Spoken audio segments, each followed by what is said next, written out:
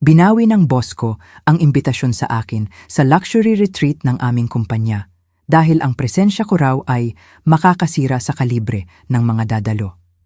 Pero halos himatayin siya nang salubungin ako ng manager ng island resort bilang anak ng may-ari at ituro sa lahat ang daan patungo sa presidential villa na nakareserba sa pangalan ko.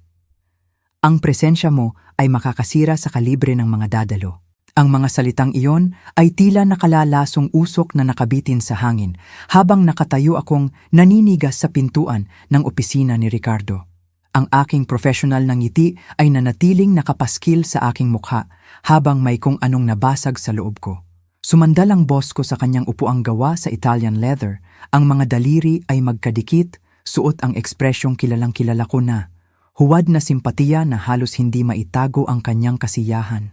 Sa tingin ko, hindi ka pa executive material, Emeline. Pagpapatuloy niya, ang kanyang boses ay sadyang nilakasan para marinig ng mga usisero sa labas ng open office. Ang Soriano Island Resort ay sobrang eksklusibo. Ang ating mga kliyente ay umaasa ng tiyak na antas ng pagkaelegante. Ang kanyang tingin ay mapanghamak na dumaan sa aking simpleng navy blazer at sapatos na pang-opisina. Ang irony nito ay maaaring nakakatawa kung hindi lang ito masakit. Soriano Island Resort, ang pinakamagandang tagumpay ng aking ama na ipinangalan sa aming pamilya. Ang lugar kung saan ko ginugol ang mga tag-init ng aking kabataan sa pagtulong sa mga staff na magtupi ng tuwalya at pag-aaral lumangoy. Maligayang pagdating, mga Quico, Batch at Anchi sa channel na Kwento ng Pamilya. Naramdaman mo na ba na parang hindi ka nakikita sa kabila ng iyong mga talento? Ang kwento natin ngayong araw ay tungkol sa isang matalinong marketing executive na humarap sa diskriminasyon sa trabaho. Kung mahilig ka sa mga kwento ng pagbawi ng sariling lakas at paninindigan sa katotohanan, mag-subscribe na kayo. Libre ito at nakakatulong sa paglago ng ating komunidad. Ngayon, panoorin natin kung paano natuklasan ng boss ni Emeline kung sino nga ba talaga ang anak na kanyang minamaliit. Ako si Emeline Soriano, anak ni Roberto Soriano, ang mailap na resort magnate, ayon sa tawag sa kanya ng business press. Hindi ito alam ng sinuman sa Haraya Marketing. Iyon ay sinadya ko talaga. Naiintindihan ko, mahinahon kong sagot, kahit na ang tibok ng puso ko ay parang martilyo sa aking mga tainga. Salamat sa paglilinaw. Habang naglalakad pabalik sa aking mesa, sa gitna ng biglang naging abalang mga katrabaho na nagkukunwaring hindi narinig ang lahat, pinanatili ko ang perpektong postura. Isa pang aral mula sa aking ama. Huwag mong ipakita sa kanila ang iyong kahinaan, M. Lagi niyang sinasabi. Sa oras na makaamoy sila ng dugo, dudurugin ka nila. 3 taon na ang nakararaan, bagong graduate ako sa aking MBA program kung saan ako ang nanguna sa klase. Gumawa ako ng desisyon na ikinalito ng lahat ng nakakaalam ng aking background. Sa halip na kunin ang aking nararapat na lugar sa imperyo ng Soriano Hospitality Group, pinili ko ang isang mid-level na posisyon sa isang simpleng marketing agency. Naguluhan ang aking ama, ngunit sumuporta naman. Hanapin mo ang sarili mong landas, sabi niya. Iyan ang karangyaan na kayang ibigay ng pera ko sa iyo. Nakita ko kung paano siya inilayo ng kayamanan sa iba sa paglipas ng mga taon. Ang mga tao ay laging may kailangan sa kanya o di kaya'y masyadong natatakot para maging totoo. Ang kanyang 3 bigong kasal ay patunay kung paano nagiging komplikado ang koneksyon ng tao dahil sa pera. Desidido akong magtagumpay o mabigo sa sarili kong kakayahan para malaman na ang mga relasyong binuo ko ay totoo. Ang aking apartment sa hindi gaanong sikat na bahagi ng lungsod ay komportable ngunit simple. Ang aking 5 taong gulang na Honda ay maaasahan kahit hindi kahanga-hanga. Ang aking mga damit ay binubuo ng mga dekalidad na basics sa halip na mga designer labels. Hindi ito paghihirap para sa akin. Ito ay mga desisyon na sumasalamin sa aking mga pinahahalagahan. Gayunpaman, binigyang kahulugan ni Ricardo Balboa ang kawalan ko ng mga status symbol bilang kawalan ng ambisyon o marahil maging ng kakayahan. Kailangan ng rebisyon ng Henderson Beauty Campaign mock-ups, sabi ni Liza mula sa accounting. Sabay bagsak ng folder, sa aking mesa, na pumutol sa aking pag-iisip. Gusto ni Ricardo na matapos, yan bukas ng umaga. Ang Henderson campaign, ang kampanya ko, ay naaprubahan na ng kliyente noong nakaraang linggo. Ang mga rebisyong ito ay walang duda na paraan ni Ricardo para panatilihin akong abala at hindi maisip ang aking pagkait sa puwera sa retreat. Sige, sagot ko na may profesional na tango. Pamilyar na teritoryo ito. Noong nakaraang buwan, ang konsepto ko para sa Mitchell Sports Drink ang iprinisinta ni Ricardo sa kliyente at kinalimutan niyang banggitin na ang buong balangkas ng kampanya ay galing sa akin. Noong isang buwan, misteryoso akong tinanggal sa final pitch meeting para sa Wilson Retail account matapos kong buuin ang kanilang buong rebrand strategy. May natatanging talento si Ricardo sa pagpapahina ng loob nang hindi nagiiwan ng ebidensya. Ang mga account para sa cosmetics ng kababaihan, mga produktong pambahay, ang mga malalambot na brands ay laging bumabagsak sa aking mesa sa kabila ng napatunayan kong galing sa mga kliyente sa teknolohiya at serbisyong pinansyal. Tumunog ang aking computer dahil sa isang email mula kay Marga Villarreal, ang bagong VP ng Client Relations. Pwede ka bang dumaan sa opisina ko ng 4:00 p.m? Gusto kong pag-usapan ang iyong ideya sa Apex. Napakatalino ng gawa mo. MV. Ang mensaheng ito palang ay sapat na para magpanik si Ricardo. Nasaksihan ni Marga ang aking presentasyon sa Digital Transformation Strategy noong nakaraang linggo at nagtanong ng ilang malalalim na katanungan. Hindi tulad ni Ricardo, hayagan niyang kinilala ang lalim ng aking pananaliksik at ang inobasyon sa aking diskarte. Ang sandaling iyon ng pagkilala ay parang ulan sa disyerto. Napansin agad ni Ricardo ang aming koneksyon. Nanliit ang kanyang mga mata sa pulong habang nakikipag-usap si Marga sa aking mga ideya. At pagkatapos, umaaligid siya kapag pinupuri ni Marga ang gawa ko, mabilis na sumisingit sa usapan. Habang inaayos ko ang aking mga gamit para sa pulong kay Marga, nahuli ko si Ricardo na nakatingin sa akin mula sa kabilang dulo ng opisina. Ang kanyang ekspresyon ay tila nagkukuwenta. Lalo siyang naging balisa simula nang makuha ko ang Apex Technologies account, isang malaking tech firm na partikular na humiling sa akin matapos makita ang gawa ko sa isang mas maliit na proyekto. Dapat sanang ipagdiwang ang pagkapanalo sa Apex. Sa halip, agad na itinalaga ni Ricardo sina Tonyo at Jason para suportahan ako. "Kakailanganin mo ng backup dito, Emmeline," sabi niya na may pilit ng ngiti.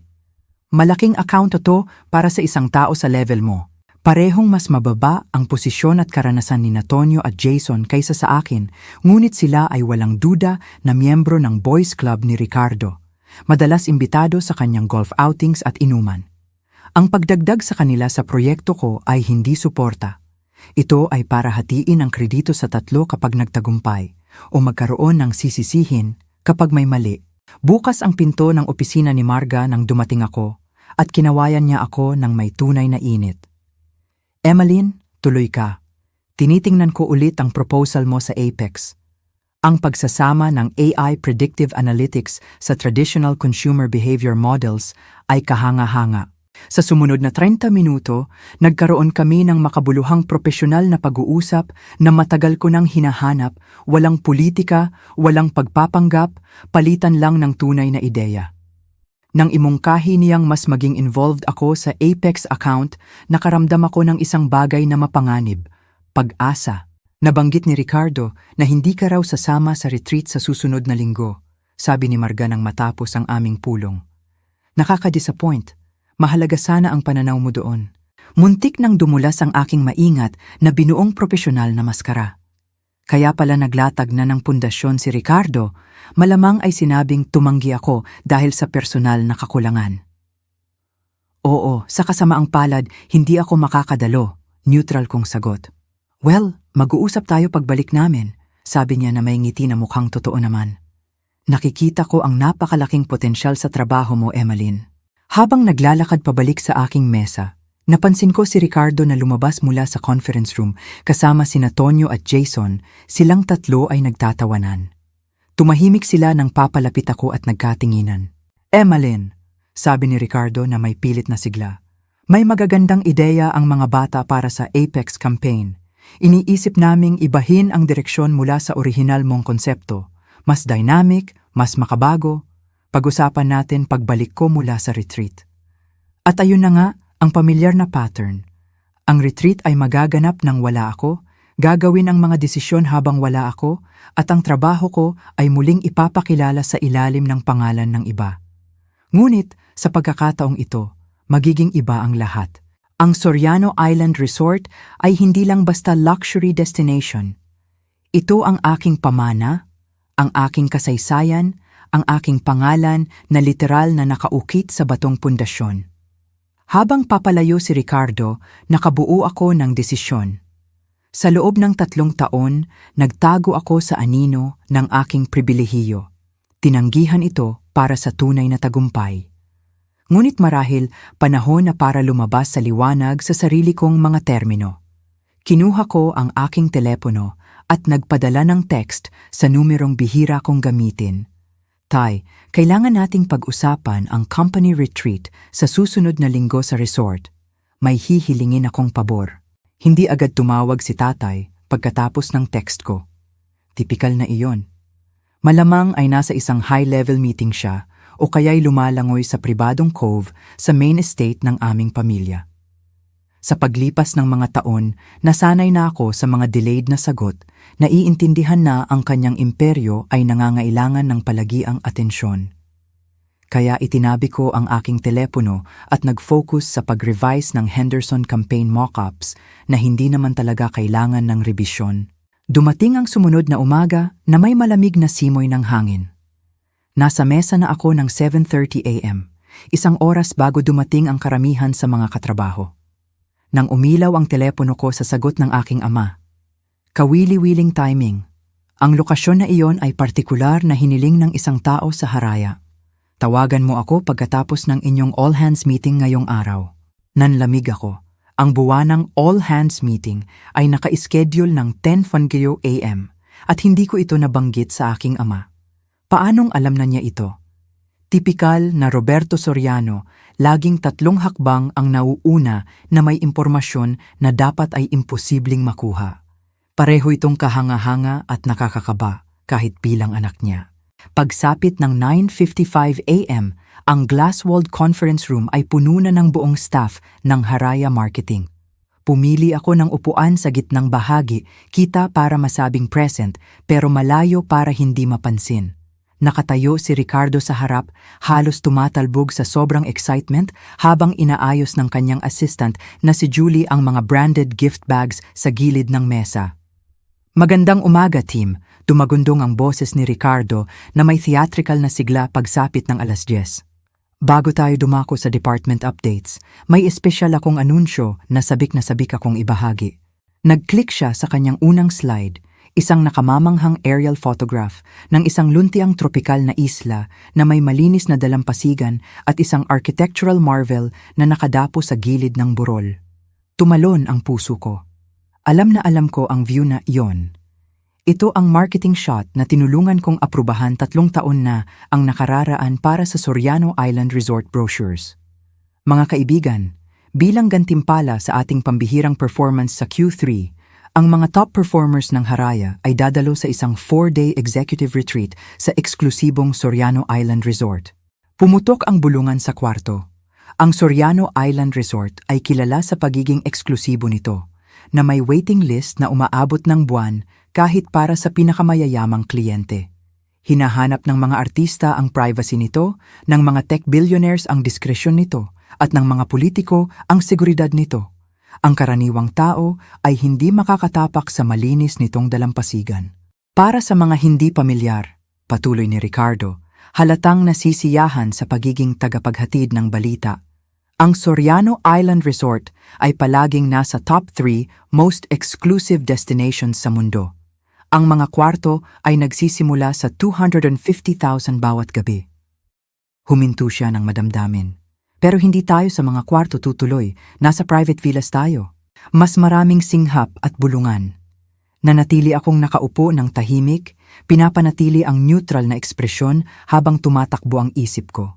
Hindi lang ito basta ari-arian ng mga Soriano. Ito ang aming flagship, ang dangal at saya ng aking ama. Ang resort kung saan ako natutong mag-snorkel, kung saan kilala ko ang bawat staff sa pangalan, kung saan ipinagagawa pa rin ako ni Marcos, ang head chef, ng paborito kong passion fruit souffle tuwing bibisita ako. Ito ay isang pambihirang networking opportunity, diin ni Ricardo, nag-click sa susunod na slide. Maraming industry leaders ang mananatili sa isla habang nandoon tayo. Ang mga koneksyong mabubuo natin ay maaaring magbago sa listahan ng kliyente ng Haraya sa mga darating na taon. Ipinakita ng sumunod na slide ang listahan ng mga dadalo. Automatiko ko itong tiningnan tapos napatingin ulit. Wala doon ang pangalan ko. Sinuri ko ulit, sigurado akong pagkakamali lang. Kasama sa listahan ng lahat ng department heads, ang executive team, ilang mid-level managers, at maging ang ilang junior staff na halatang mga paborito ni Ricardo. Pero si Emeline Soriano ay wala. Saglit na nagtama ang paningin namin ni Ricardo habang iniscroll niya ang slide, isang banayad na ngisi ang sumilay sa gilid ng kanyang bibig bago mabilis na lumipat sa logistics. Hindi ito pagkalimot. Ito ay sinadya. Ang alis ay sa Huwebes ng umaga. Naghanda si Julie ng welcome packages na may lahat ng detalye. Pagtatapos niya, itinuro ang mga gift bags. Kung nasa listahan ang pangalan nyo, pakikuha ang inyong package pagkatapos ng meeting. Ang natitirang bahagi ng meeting ay lumipas na parang blur.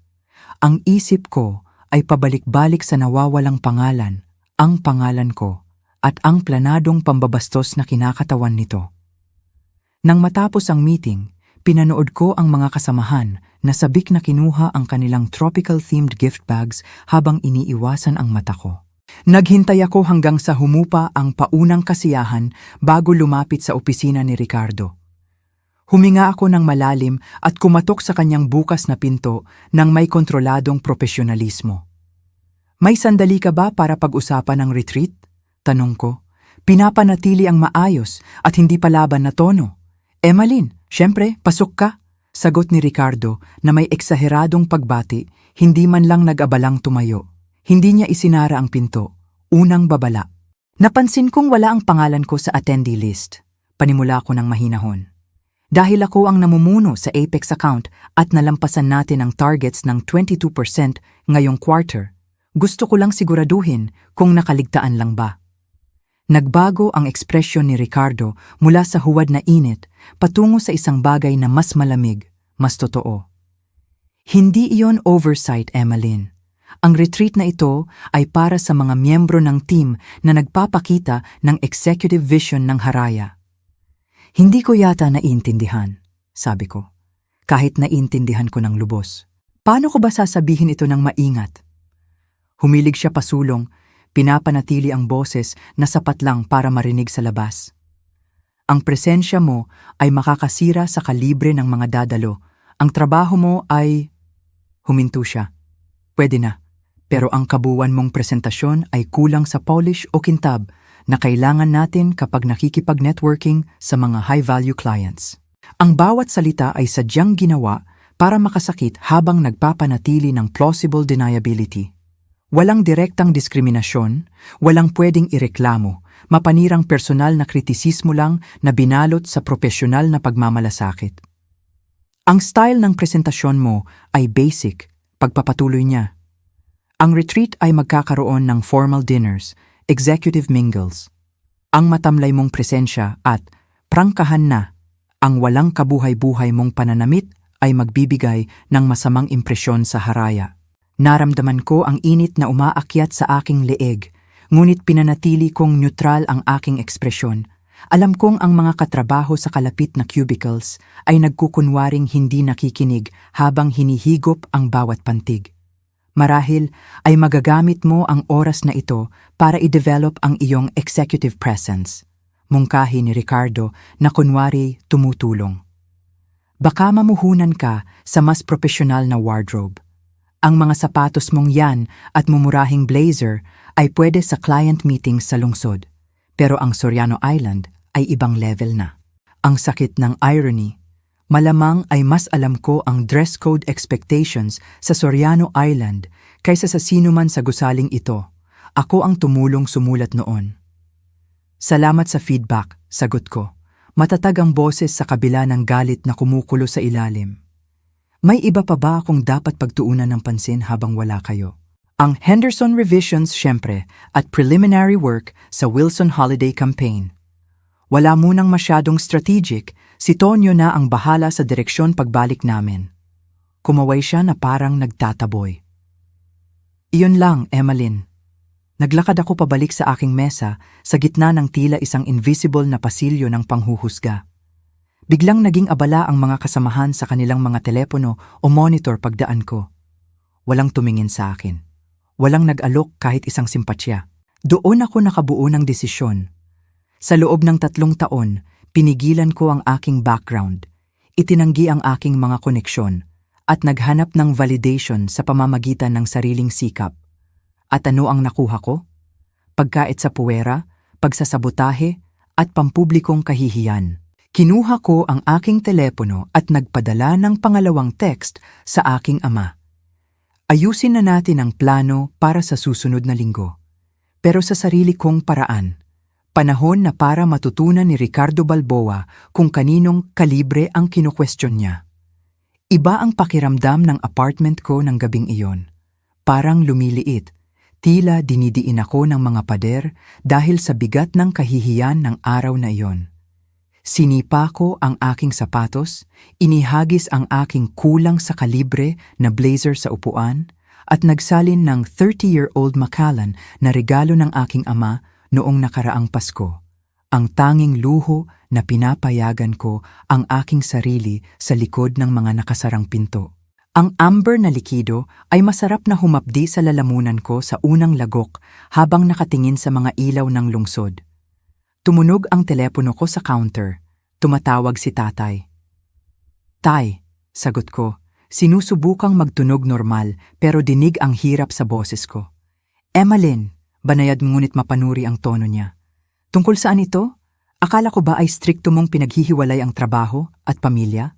Napaupo ako sa sofa, biglang napagod.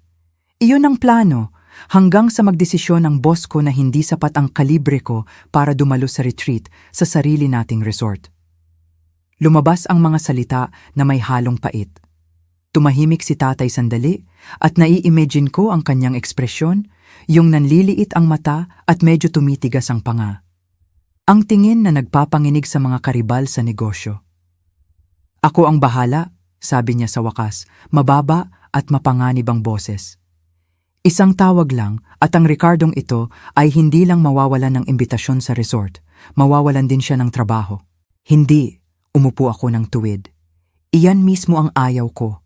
Gumugol ako ng 3 taon sa pagbuo ng karera nang walang tulong mo at tingnan mo kung saan ako dinala nito, na-exclude at binastos. Dinala ka nito sa tunay na karanasan, ganti ko. Kung papasok ka ngayon, magiging walang saysay ang lahat ng pinaghirapan ko.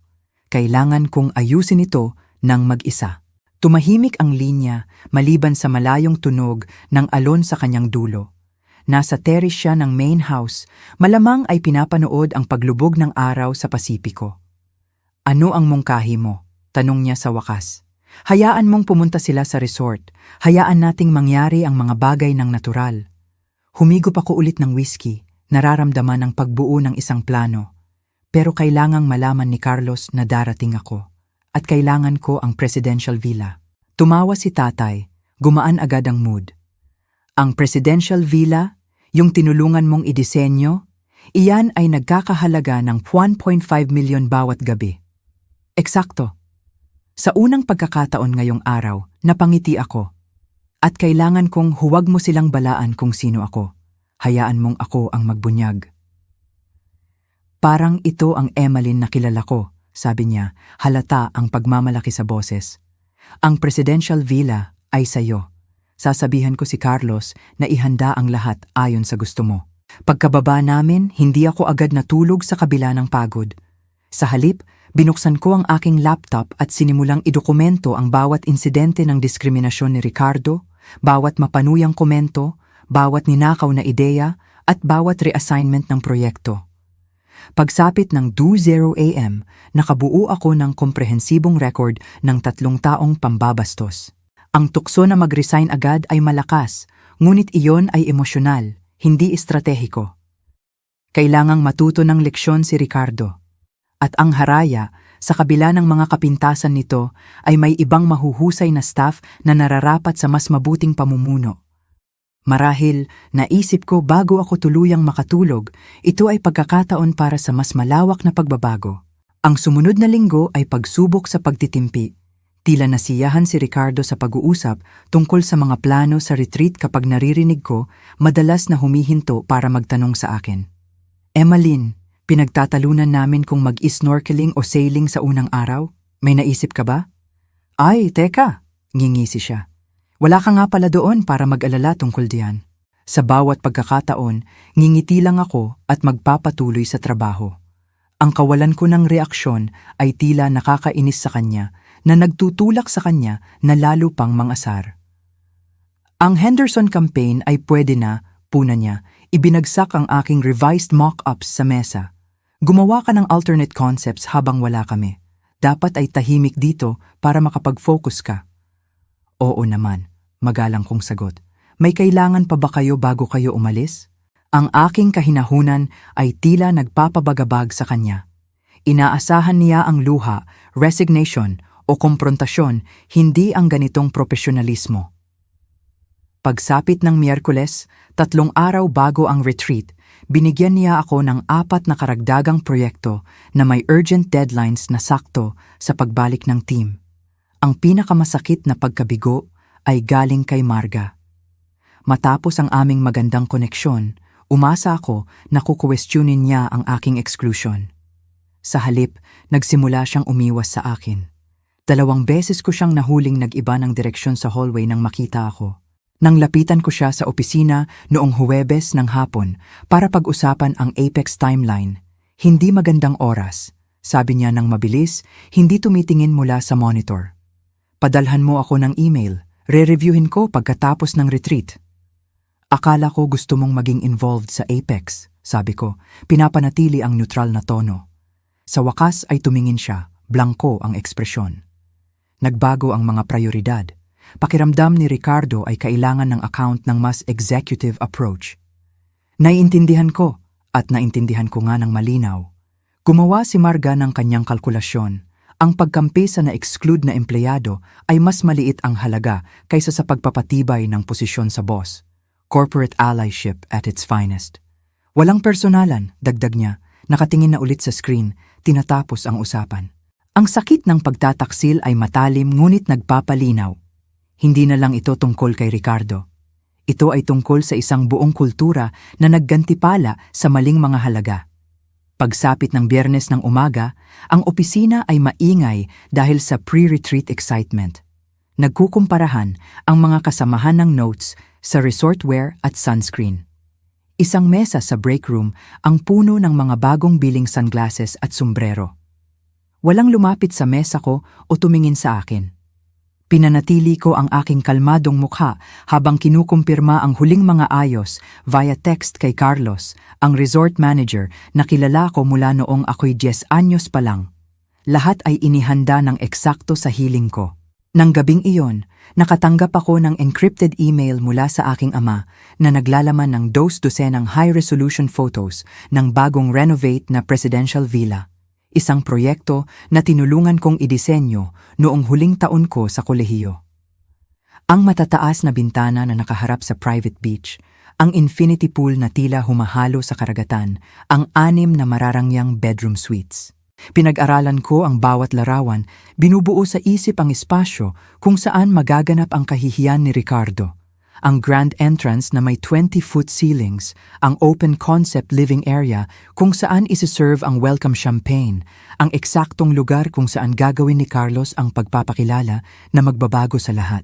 Habang nag-i-impake ako ng sarili kong bag, hindi para sa commercial flight na sasakyan ng Haraya team bukas, kundi para sa private jet ng aking ama na aalis ng mas maaga, nakaramdam ako ng hindi pamilyar na sensasyon.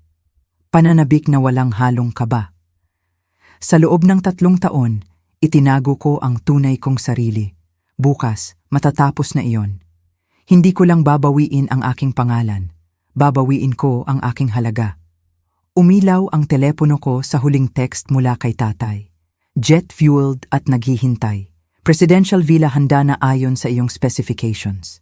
Nagpapadala ng pagbati si Carlos at sinabing ang paghihiganti ay pinakamagandang ihain na may ocean views. Napangiti ako at sumagot. Sabihin mo sa kanya na mas gusto kong ihain ito ng may kalinawan. Bukas, matututunan ni Ricardo Balboa kung kaninong kalibre ang kinukwestiyon niya. Dumating ang umaga nang may perpektong cinematic timing, maaliwalas na langit at banayad na simoy ng hangin. Ang pribadong Soriano jet ay naghihintay sa tarmac. Sa unang pagkakataon sa loob ng 3 taon, ganap akong humahakbang sa parehong mundo. Si Emmeline, ang marketing strategist, at si Emmeline Soriano, tagapagmana ng isang hospitality empire. Welcome aboard, Binibining Soriano. Bati sa akin ni Diana, ang flight attendant, na may mainit na profesionalismo. Ang sarap niyo pong makita muli. Salamat, Diana. Kamusta ang anak mo sa UCLA? Lumiwanag ang mukha niya sa gulat at tuwa. Napakagaling niya sa architecture program. Hindi ako makapaniwalang naalala niyo. Siyempre naman, pakisabi ang aking congratulations. Ito ang kaibahan ng tunay na koneksyon at pagpapanggap. May pakialam ako sa aming staff at sa kanilang buhay. Isang bagay na hindi kailanman maiintindihan ni Ricardo. Ang 3 oras na biyahe ay lumipas sa payapang paghahanda. Sa halip na ang aking karaniwang simpleng damit pang opisina, pinili ko ang isang understated pero halatang mamahaling puting linen dress, gintong sandalyas at isang alahas. Ang sapphire pendant ng aking ina na katerno ng signature blue ng Soriano Resort. Walang masyadong makintab pero purong kalidad. Ang itsura ay nagsasabing, dito ako nabibilang nang hindi sumisigaw. Naghihintay si Carlos Mendoza sa private landing strip nang lumapag kami. Little Emmeline, bulalas niya, niyakap ako ng may tunay na pagmamahal bago umatras para pag-aralan ang mukha ko. Pero hindi na little ngayon. Sabi ng tatay mo isa ka na raw marketing genius. Hindi naman genius, tawa ko. Hardworking lang at minamaliit. Isang makapangyarihang kombinasyon. Kumindat siya at inalok ang kanyang braso habang naglalakad kami patungo sa naghihintay na golf cart. Ngayon, sabihin mo sa akin kung paano mo gustong mangyari ito. May binanggit ang tatay mo tungkol sa isang nararapat na ganti para sa ilang individual. Sa sumunod na oras, masusing pinlano namin ni Carlos ang choreography ng revelasyon sa hapon. Darating ang Haraya team ng 2:00 p.m. Ipinakita ko sa kanya ang mga litrato ni Ricardo para makilala niya agad ang boss ko. Ipinaliwanag ang dynamics na gusto kong i-highlight at binigyang diin ang isang kritikal na punto. Ayokong may matanggal sa trabaho o masira ang retreat. Hindi ito tungkol sa pagwasak. Ito ay tungkol sa rekalibrasyon. Naintindihan ko, tango ni Carlos. Kahit na dapat kong sabihin, parang nadismaya ang tatay mo nang sabihin ko, ang bilin mong huwag aksidenteng mawala ang maleta ng boss mo sa dagat. Nagtawanan kaming dalawa. Legendary ang protective instincts ni tatay. Pagsapit ng 1:30 p.m., pumwesto na ako sa grand lobby ng resort, bahagyang nakatago sa likod ng isang marangyang ayos ng mga katutubong bulaklak. Ang lokasyon ay nagbibigay ng perpektong tanaw sa entrance habang nakatago ako. Eksaktong 2:07 p.m., bumukas ang mga pinto at pumasok ang Haraya marketing team. Ang mga mukha ay namumula sa excitement. Nangunguna si Ricardo, nakapatong ang designer sunglasses sa ulo, suot ang isang tropical shirt na halatang bago dahil sa mga lupi ng pagkakatupi. Kasunod niya ang executive team, department heads at ang mga napiling paborito. Ito, madamdaming anunsyo ni Ricardo. Nakabuka ang mga braso na parang personal na ipinipresenta ang resort, ang itsura ng tunay na luxury. Mula sa aking taguan, pinanood ko ang tunay na pagkamangha ng aking mga kasamahan. Agad na naglabasan ang mga telepono para mag-selfie kahit hindi pa nakakapag-check-in. Tandaan niyo everyone, ang boses ni Ricardo ay umaalingaw-ngaw sa lobby. Kinakatawan natin ang Haraya dito. Nakapunta na ako sa mga Soriano properties dati at masasabi kong napakataas ng standards nila. Pinigilan kong ngumiti. Alam kong hindi pa kailanman nakatira si Ricardo sa alinmang Soriano property. Ang aming invitation-only booking system ay ginagawang madaling mapatunayang kasinungalingan ang mga ganitong pagyayabang. Ang may-ari mismo ay kilalang maselan. Patuloy ni Ricardo, tumatapang ang kanyang mga kasinungalingan. Nag-usap kami ni Roberto Soriano tungkol sa marketing strategies nang makaharap ko siya sa Aspen noong nakaraang winter. Tumaas ang kilay ko. Hindi na nagpupunta si tatay sa Aspen sa loob ng 5 taon. Mas gusto niya sa Niseko o sa Southern Hemisphere kapag winter. Pagdating sa staff, tandaan niyo na nagsisilbi sila sa mga totoong celebrities. Umakto kayong dito kayo nabibilang, utos niya. Speaking of which, dito tumuloy si Jennifer Lawrence noong nakaraang buwan. Nagkaroon kami ng magandang kwentuhan sa may infinity pool. Kinagat ko ang labi ko para hindi matawa. Totoong tumuloy si Jennifer Lawrence kamakailan sa parehong presidential villa na naghihintay sa kanila, pero dahil sa strict privacy protocols, walang ibang bisita ang papayagang makalapit sa kanyang private pool area. Ang pantasyang mundo ni Ricardo ay malapit nang bumangga sa realidad.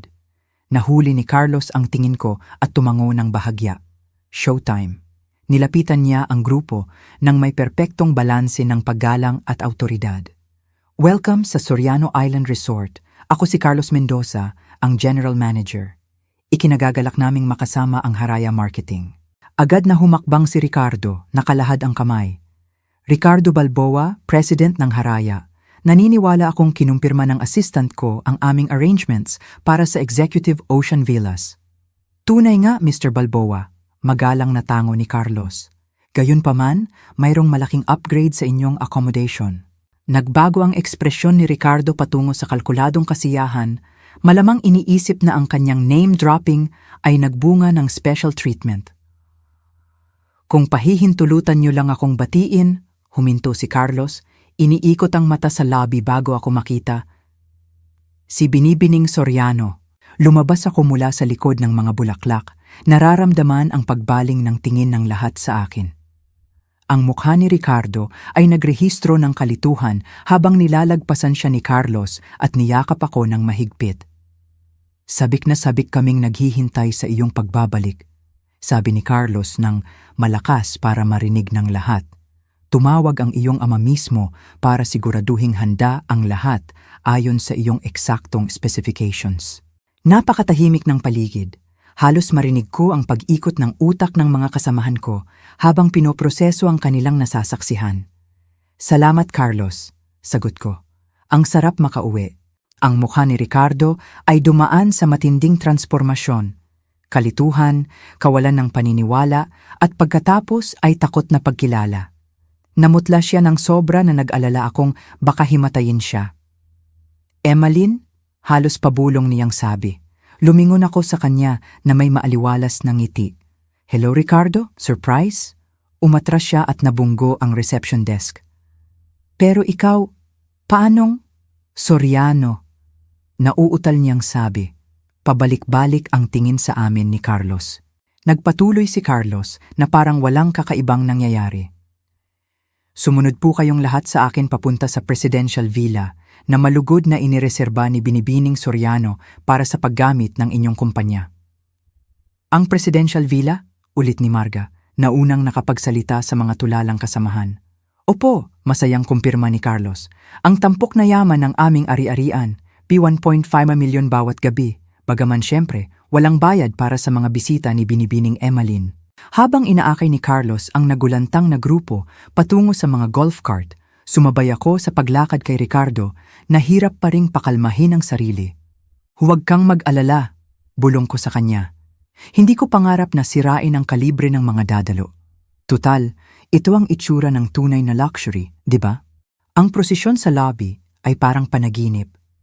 Naglakad ako sa tabi ni Carlos habang ang mga kasamahan ko ay sumusunod na parang mga litong turista. Si Jason na nakatingin sa akin ay nabunggo pa sa isang marmol na poste. Si Tonyo ay bumubulong ng kung ano kay Marga. Si Ricardo ay nasa likuran, ang paghinga ay mabigat. Ang lalaking laging nangingibabaw sa opisina ay tila pisikal na lumiit. Ang kaibahan ay sobrang halos maawa na ako sa kanya. Halos. Hinihintay na kayo ng inyong golf carts. Anunsyo ni Carlos. Binibining Soriano, sasakay ka ba sa lead cart kasama ko? Ikagagalak ko, sagot ko. Napansin si Ricardo na humakbang pasulong bago na pagtantong hindi para sa kanya ang imbitasyon. Ang aming maliit na convoy ay dumaan sa luntiang tanawin. Ang gaganda ng mga puno ng niyog, sabi ko kay Carlos. Ang galing ng team ni Maria. Matutuwa siyang napansin mo, sagot ni Carlos. Pinag-uusapan pa rin niya kung paano mo siya tinulungan sa Native Plant Restoration Project noong 15 anyos ka pa lang. Narinig ko ang singhap ni Liza, ang HR director namin, mula sa likod. Napagtanto nilang ang alam ko sa resort ay hindi basta research lang. Dumating kami sa Presidential Villa. Ang staff ay nakahilera sa isang VIP formation. Welcome sa inyong tahanan sa susunod na 4 na araw, anunsyo ni Carlos. Carlos, ayos lang ba kung ako na ang mag-assign ng mga kwarto? Tanong ko, kinuha ang tablet sa kanya. May mga naiisip kasi akong espasyo na babagay sa bawat bisita. Siyempre, binibining Soriano. Nagtap ako sa tablet nang may sinadyaang pagkakasual. Tingnan natin, Julie at Liza, kayo sa Ocean Master Suites. Nanlaki ang mata nila, ito ang pinakamagandang kwarto. Tonyo at Jason, sa inyo ang Coral Suites na may private plunge pools. Isa-isa kong inassign ang pinakamagagandang kwarto sa mga junior staff na nagpakita sa akin ng kabutihan sa mga nakaraang taon. Si Marga ay napunta sa isa sa mas maliliit na suites na marangya pa rin naman. Sa huli, si Ricardo na lang ang natira. At Ricardo, ikaw sa garden suite. Ngumiti ako ng matamis.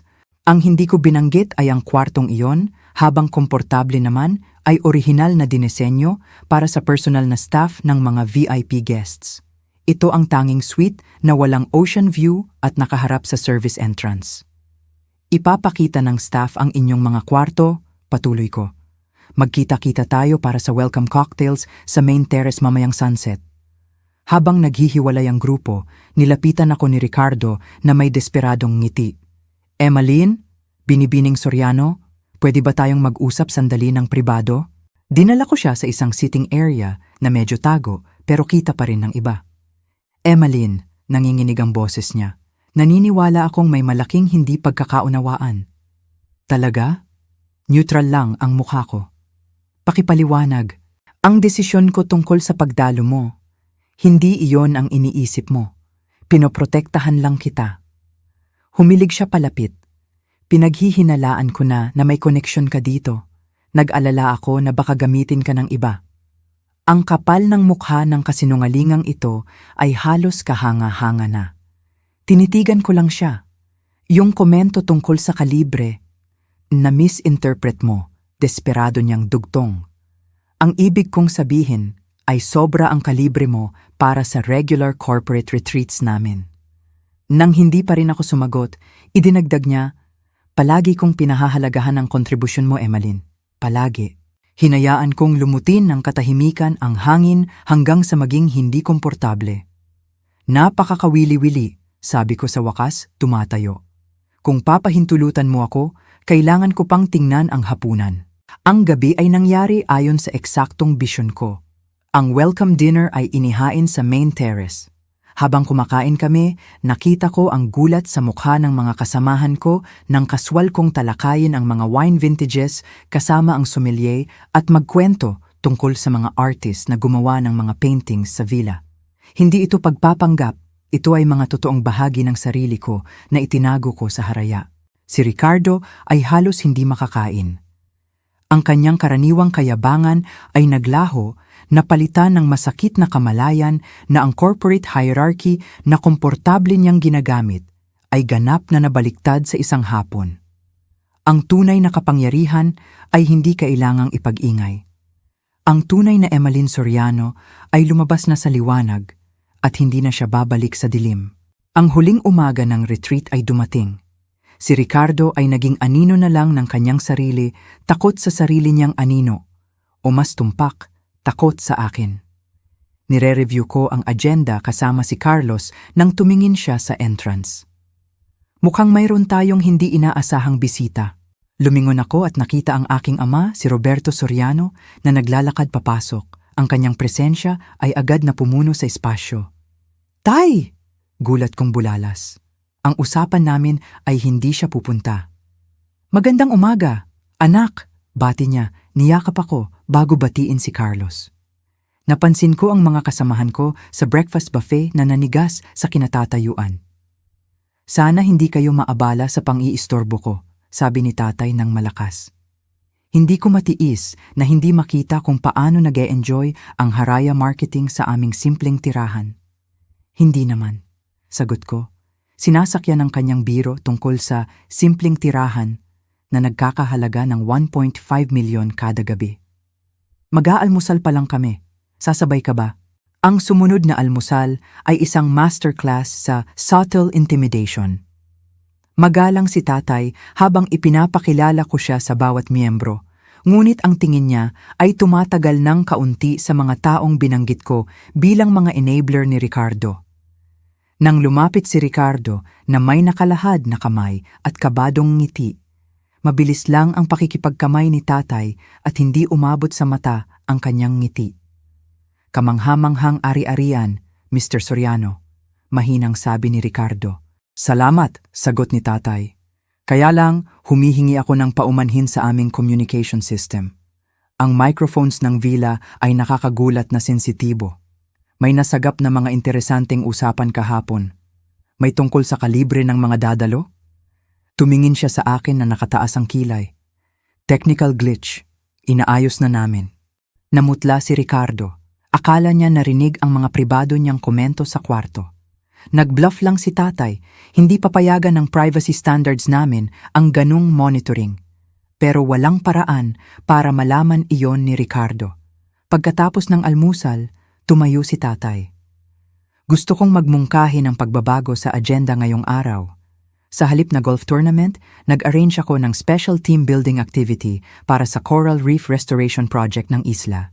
Itinuro niya ang isang display. Nagulat ako nang makita ang ilang litrato ko noong nakaraang mga taon na nagtatrabaho kasama ang mga marine biologist. "Ang hindi alam ng marami sa inyo," patuloy ni tatay, "ay si Emmeline ay matagal ng lihim na nagpopondo sa mga environmental initiatives na ito. Sa katunayan, ang educational component ng programa ay siya ang nagdisenyo." Bumulong-bulong ang grupo. Ang Emmeline na inakala nilang walang kalibre ay tahimik na gumagawa ng makabuluhang kontribusyon. Pagkatapos ng aktibidad, nakita ko si Ricardo na nakatayo mag-isa sa dalampasigan. Dumating na ang sandali. Lumapit ako, dala ang isang folder. "Magandang view," puna ko. "Emmeline, ako?" "Bago ka magsalita," putol ko ng mahinahon.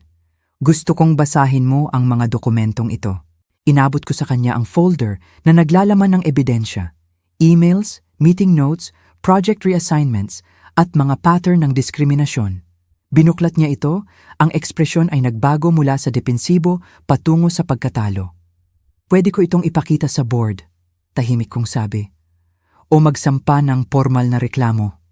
"Sisirain mo ako," bulong niya. "Hindi," sagot ko. "Hindi iyon ang intensyon ko. Nag-aalok ako sa iyo ng iba. Redemption." Napatingin siya sa gulat. "Mandatory sensitivity training, restructuring ng promotion policies ng Haraya para maging base sa merito at ang pampublikong suporta mo sa mga pagbabagong ito." At kung tumanggi ako? "Edi, oo, mapupunta ito sa board. Pero umaasa ako na pipiliin mo ang paglago kaysa sa pagkasira." "Bakit?" tanong niya. "Bakit mo ako bibigyan ng lusot pagkatapos ng lahat?" Dahil ang paghihiganti ay panandalian lang na masarap sa pakiramdam, pero hindi ito lumilikha ng pangmatagalang pagbabago. Ang transformasyon ang gumagawa noon. Kinabukasan, sa closing dinner, tumayo ako para magsalita. 3 taon na ang nakararaan, pinili kong itago ang bahagi ng aking pagkatao, panimula ko. Gusto kong magtagumpay o mabigo base sa sarili kong kakayahan. Ang natuklasan ko sa halip ay kung paano gumagana ang pribilehiyo sa mga banayad na paraan. Nakayuko si Ricardo habang nagsasalita ako.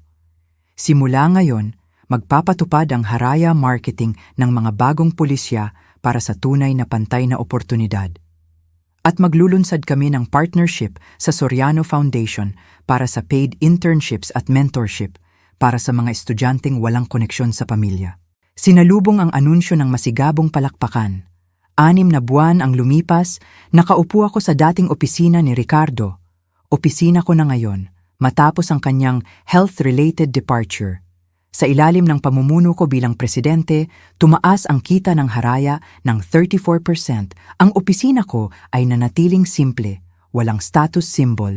Ang pagkakaiba lang, ngayon, ang mga pinipili ko ay kumakatawan sa tunay na halaga, hindi sa pagtatago. Tumunog ang intercom. Nasa linya ang tatay mo, ma'am, tungkol daw sa company retreat next year. Napangiti ako habang dinampot ang telepono. May mga bagay na nagbago ng malaki. Pero ang pinakamahalagang bagay ay nanatiling pareho. Hi, Tay! Sagot ko. Iniisip din kita.